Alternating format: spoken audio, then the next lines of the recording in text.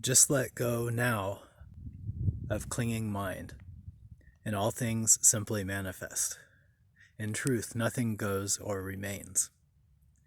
Summarizing the last few verses, Sangsong points now to the mechanism for entering the Great Way, letting go of clinging mind. Meditation names the specific mechanism for accomplishing this. But in the last line of this 3-line verse, Sangsong throws us a curve, something to think about. First, Sangsong tells us to let go of clinging mind, and that when we do so, all things will simply manifest. Here, simply manifesting means manifesting free from clinging categories of discrimination and dualistic consciousness. Then he adds that nothing goes or remains.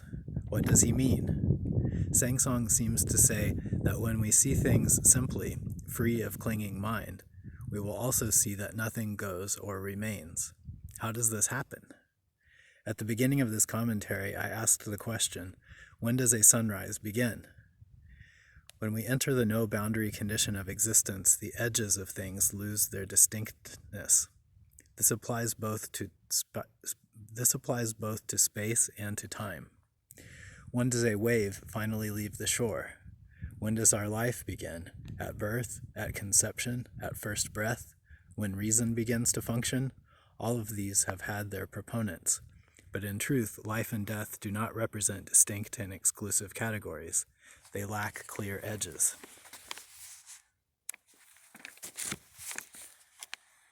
Using a river as a paradigmatic example, we can say that a river does not go because I can return to it over and over again. We can also say that a river does not remain because I cannot step into the same river twice. The river constantly changes, and so does not remain. The river constantly changes, and precisely because of that constancy of change, it does not go. Going and remaining represent two facets which emerge from the primal process. Primal process functions as a name for all things simply manifesting. All things simply manifesting functions as a name for non-clinging mind. Non-clinging mind functions as a name for no boundaries. No boundaries functions as a name for non-attachment. Sangsong weaves a fabric of words, leading us to view the heart of realization from many different perspectives. This fabric reflects and represents the weave of interdependence, the constancy of relationship, and displays realization itself.